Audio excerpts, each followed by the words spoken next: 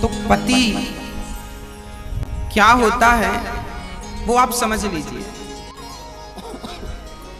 किस्मत वाली स्त्रियों के मांग में सिंदूर होता है, हाथ में चूड़ी और गले में मंगलसूत्र होता है। अब प्रश्न दूसरा खड़ा हो गया, महाराज जी हम तो ठीक सेवा करती हैं, पति को हम भगवान भी मानती हैं, पर हमारे पति बड़े दुष्ट हैं, हम क्या करें? पति को तो हम भगवान कहती हैं, हम तो आरती भी उतारने को तैयार हैं, हम तो पतिव्रता बन भी जाएं, पर हमारा पति तो दुष्ट है, शराब पीता है, लात मारता है और गालियां देता है, क्या करें महाराज जी? देखो ये जिंदगी जो है मेरी माँ, जीने के लिए जीना तो पड़ेगा। रोते रोते जियो या हंसते हंसते, ये आपको निर्णय लेना पड़ेगा। आपको पति गलत मिला है, शराबी मिला है, जुआड़ी मिला है, मारता है आपको, तो मेरा एक प्रश्न आपसे है कि आपको ही ऐसा पति क्यों मिला? क्यों मिला? अच्छा पति क्यों नहीं मिला? जैसे आपको चाहत थी कि मेरा पति ऐसा हो ऐसा हो, वैसा पति आपको क्यों नहीं मिला? जानती हो क्यों मेरी माँ? क्योंकि पिछले जन्म के जितने आपके पुण्य होंगे, जितना अधिक पुण्य होगा उतना अच्छा परिवार मिलेगा, उतना अच्छा रंग और रूप मिलेगा। कहते हैं शरीर सुंदर, सुंदर शरीर भी पिछले जन्म के पुण्य से मिलता है, सुंदर पति भी पिछले जन्म के पुण्य से मिलता है, सुंदर बच्चे भी, संस्कारी बच्चे भी पिछले जन्म के पुण्य से मिलते। मतलब आपके पास पुण्य की पूंजी है तो आपको सब अच्छा मिला है, नहीं है तो घटिया माल पकड़ा दिया परमात्मा, चाइना माल, कोई गारंटी नहीं कब बिगड़ जाए, कोई वारंटी नहीं कब खराब हो जाए। तो जिनके पति बात बात में शराब पी करके ताने मारते हैं, आपका पति चाइना मॉडल है, सस्ता वाला पकड़ा दिया परमात्मा, दिया तो पर आपका बजट कम था, सस्ता दे दिया। कब बिगड़ जाए पति पता नहीं, चाइना की तरह बिगड़ेगा फिर सुधरता भी नहीं है। चाइना का सामान एक बार बिगड़ जाए तो उसका कोई इलाज नहीं है, फिर फेंक दो। ऐसे ही पति है कुछ, और कुछ पति ही नहीं, कुछ स्त्रियां भी ऐसी हैं, थोड़ी सी बात खटपट हुई तो उठाए झोला, चलो पापा के घर, मायके जा रही है, घर छोड़ के मायके। तो जो बात बात में मायके जाने की धमकी दे, ये भी तुम्हें सस्ती पत्नी मिली है, तुम्हारा बजट ठीक नहीं था, भगवान ने सस्ती वाली पत्नी पकड़ा दी। कब बिगड़ जाए पता नहीं, किस बात पे बिगड़ जाए ये भी पता नहीं। तो ये सब सस्ता माल है। आज जो बात बात पे झगड़े हो रहे हैं, ये सब सस्ते लोग हैं, तुच्छ लोग हैं। समझदार गंभीर लोग तो झगड़ा करते ही नहीं, वो अपने विवेक से अपने घर के झगड़े को शांत कर लेते हैं, हर बिगड़ी बात को बना लेते हैं। दूध फट जाए तो वो लोग घबराते हैं जिनको पनीर बनाना नहीं आता, जिनको पनीर बनाना आता है वो फटे हुए दूध से घबराते नहीं हैं, फट जाए तो पनीर बना लेते हैं, सदुपयोग कर लेते हैं। जीवन में वो लोग ज्यादा परेशान हैं जिनको रिश्ते निभाने नहीं आए, चलाने नहीं आए, वो आज बहुत परेशान है। पत्नी से परेशान, पति से परेशान, सस से परेशान, ससुर से परेशान, पड़ोसी से परेशान, देवर से परेशान, जेठानी से परेशान, बहुत परेशान। ये कौन लोग परेशान हैं? इनके पास थोड़ी भी बुद्धि होती, विवेक होता तो ये परेशान ना होते। अपनी बुद्धि से, अपने विवेक से। अरे भाई, आज इंसान बंदर को अपने बस में कर लेता है, शेर को आपने सर्कस में देखा होगा, शेरों को लोगों ने वश में कर रखा है, हाथी को देखा होगा सर्कस में, हाथी को। इंसान ऐसी खोपड़ी का है कि वो हाथी को वश में कर लेता है, शेर को वश में कर लेता है, बिल्ली कुत्ते को वश में कर लेता है। आपने तीर्थों में देखा होगा, एक छोटी सी चिड़िया को लोग पिंजरे में बंद करते हैं, और आप जिस पत्ते को छूते हैं ना, चिड़िया उसी पत्ते को पकड़ के बाहर कर देती है। अर्थात लोगों ने चिड़िया को भी वश में कर रखा है। हाँ, ये इंसान काली खोपड़ी वाला ना सबको वश में कर सकता है। मैं आपसे पूछता हूँ, इंसान ने शेर को, हाथी को वश में कर लिया, तुम अपनी पत्नी को वश में ना कर सके, तुम अपने पति को वश में ना कर सके, तुम अपने परिवार को वश में ना कर सके, तो कमी किसमें है? दूसरों पे उंगलियां उठाने से पहले हम ये देख लें कि बुरा जो देखन मैं चला, बुरा ना मिलिया कोई। जो स्त्री ये कहती है कि मेरा पति बुरा है, पति बुरा नहीं है, अपनी बुराइयां ठीक करो। जो कहते हैं पत्नी बुरी है, पत्नी बुरी नहीं है। ये देखो कि एक उंगली यदि आपकी तरफ है तो 3 उंगली हमारी तरफ इशारा कर रही हैं, वो 1% बुरा है, तुम 3% बुरे हो। हम जीवन में अपने घर को स्वर्ग तब बनाएंगे जब हमें किसी से शिकायत नहीं रहेगी। पत्नी को पति से शिकायत ना हो और पति को पत्नी से शिकायत ना हो, माँ बाप को बच्चों से शिकायत ना हो और बच्चों को माँ बाप से शिकायत ना हो। मतलब हम शिकायत रहित जीवन जिएंगे तो घर स्वर्ग बन जाएगा। और शिकायत भरा जीवन होगा, पत्नी को हमेशा पति से शिकायत है, फिर वो घर के रिश्ते ज्यादा चलेंगे नहीं, टूट जाएंगे। हाँ, और आज लोगों में अकड़ इतनी ज्यादा है कि लोग झुकते ही नहीं। रिश्ते टूटे तो टूट जाएं, पर झुक करके बचाने की क्षमता खत्म हो गई है। बाल्टी जब कुएं में उतरती है ना, तो झुकती है तो भर के आती है। झुकोगे तो रिश्तों को बचा सकोगे, नहीं झुकोगे तो रिश्तों को तोड़ लोगे, बसे बसाए घर को फोड़ लोगे, आग और लगा लोगे घर में। बिगड़ी बात को बनाने का अभ्यास करिए। अच्छा, मैं कई बार सामान्य बातें देखता हूं, पति एक बात बोलता है तो पत्नी को सहन नहीं होती, पत्नी भी कुछ बोलती रहती है। पति ने बोला है तो पत्नी जरूर बोलेगी। मैं आपसे पूछता हूं, पति ने आपको अपशब्द कहे, माना कि पति ने आपको गाली दी, माना कि पति को नहीं कहना चाहिए था वो शब्द भी कहा, तो क्या आपने उन्हें जवाब देकर क्या आपने सही किया? चलो वो दुष्ट है, आपको गाली देता है, आपके साथ अत्याचार करता है, पर आप क्या चुप रह करके सहन कर रही हैं, बर्दाश्त कर रही हैं? नहीं ना, आप भी बोल रही हैं, आप भी प्रत्युत्तर दे रही हैं। क्या आपके उत्तर की आवश्यकता थी? नहीं ना। भक्तों, झगड़े तब बढ़ते हैं जब मैं गाली दूं, आप सुने और आप भी गाली देने लग जाएं। झगड़े वहां खत्म हो जाते हैं जहां मैं तो कहूं पर आप कुछ ना कहें। आपके अंदर सहनशीलता यदि है तो आप बहुत अच्छे गृहस्थी हैं, और आपके भीतर सहनशीलता नहीं है तो आप बहुत अच्छे वाले गृहस्थी नहीं है, टेम्परेरी गृहस्थी। आज आपकी गृहस्थी है, कल नहीं रहेगी, लिखवा लीजिए हमसे। यदि आप सहनशील नहीं हैं, आप सहनशील हैं तो आपकी गृहस्थी आज भी है, कल भी रहेगी। और आपके अंदर सहनशीलता नहीं है तो आज गृहस्थी है पर कल नहीं रहेगी आपकी, क्योंकि आपको सहन करना आता नहीं है, तो सहन करना पड़ेगा। गोस्वामी तुलसीदास जी की पत्नी से मिलने गए। गोस्वामी जी, सुनो, रात को आए हैं तुमसे मिलने, तुम्हारे बिना जी नहीं लग रहा है। सांप को ही रस्सी समझकर कुटिया पे चले गए, उनके कमरे में चले गए। पत्नी ने क्या जवाब दिया? पत्नी ने कहा, जितना दिल मुझसे लगाए हो इतना भगवान से लगाते तो भगवान मिल जाते। लो, गोस्वामी जी को पत्नी ने ये जवाब दिया। अब बताओ, क्या गोस्वामी जी की पत्नी को ये जवाब देना चाहिए था? पति आया है मिलने तो स्वागत करो, सत्कार करो, पानी पिलाओ, पूछो कैसे आना हुआ, ये थोड़ी कि आए हो हमसे मिलने। पर ठीक है, वो स्वामी जी ने अपनी पत्नी के उस शब्द को गुरु मंत्र मान लिया और अपना जीवन बदल लिया। पर आज का हर आदमी तो गोस्वामी तुलसीदास नहीं बन सकता। बनना होता तो गली गली में तुलसीदास नजर आते। रोज तो अपमान सह रहे हैं बेचारे। हाँ, परंतु वो विचारधारा गोस्वामी जी की थी ना, हर इंसान की तो नहीं हो सकती। वो थिंकिंग गोस्वामी जी की थी, सबकी तो नहीं हो सकती। महाराष्ट्र के एक संत थे, नाम था तुकाराम जी। संत तुकाराम जी की पत्नी बड़ी दुष्ट प्रकृति की थी।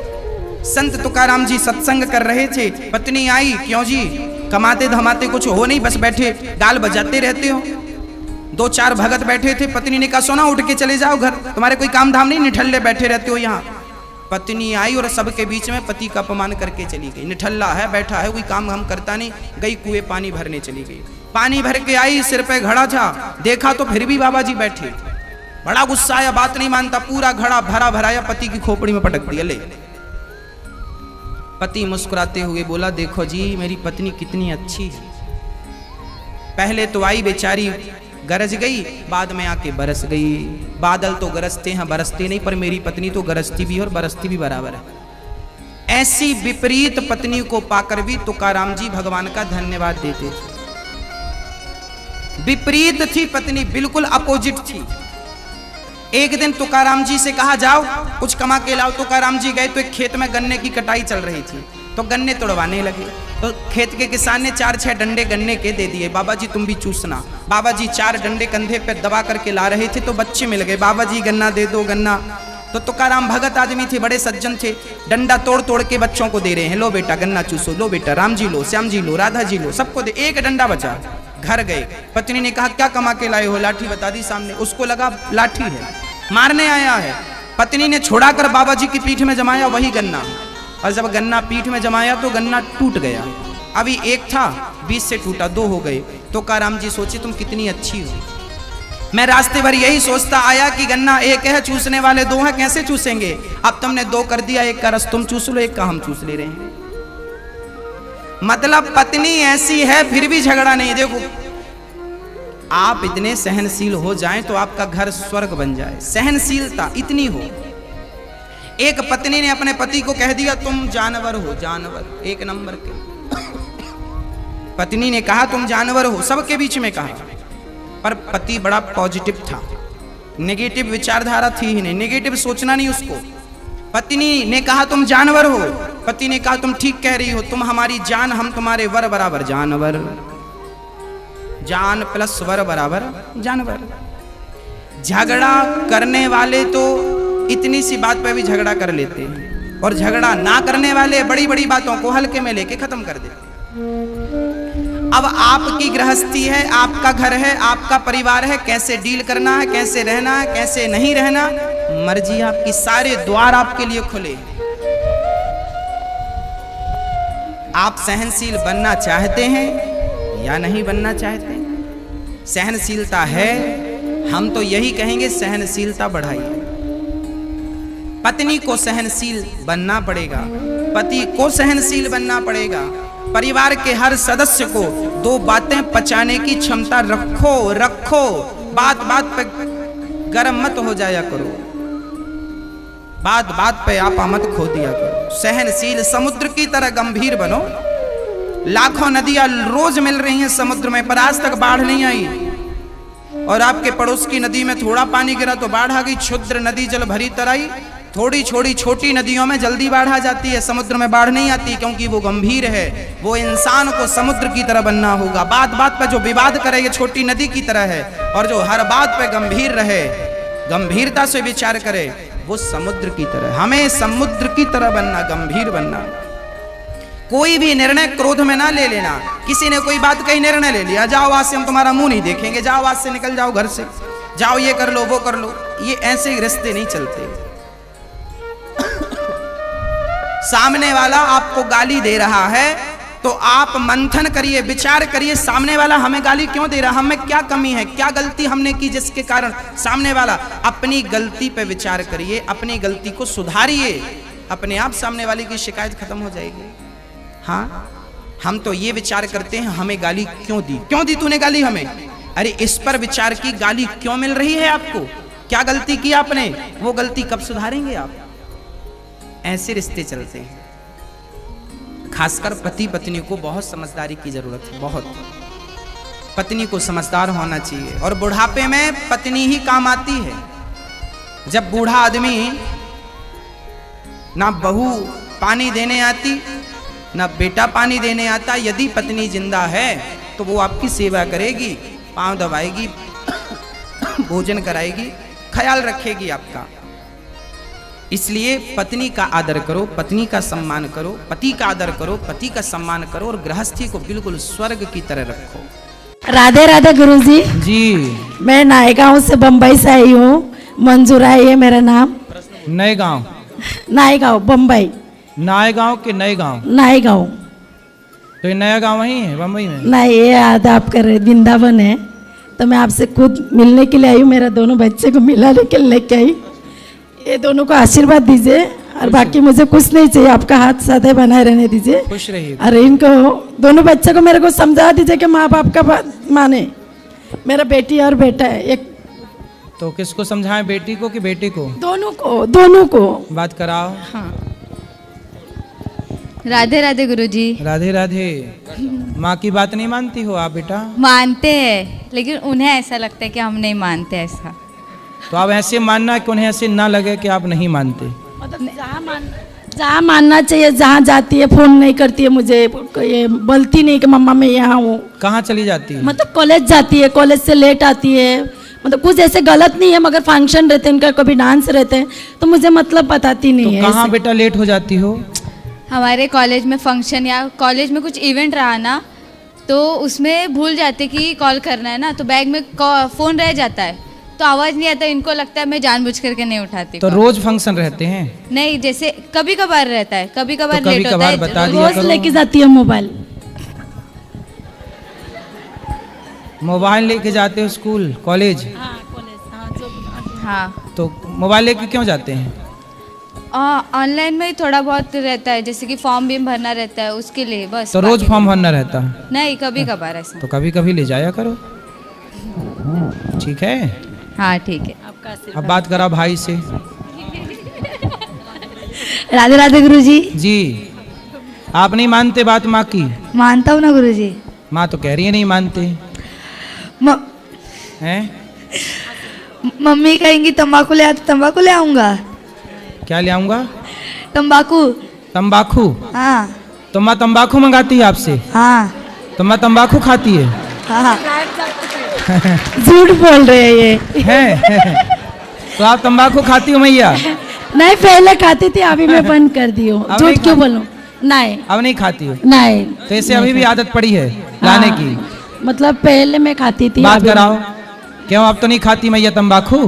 हाँ आप तो नहीं खाती तंबाकू? नहीं, अभी नहीं खाती। तो अब कौन सी बात नहीं मानते आप?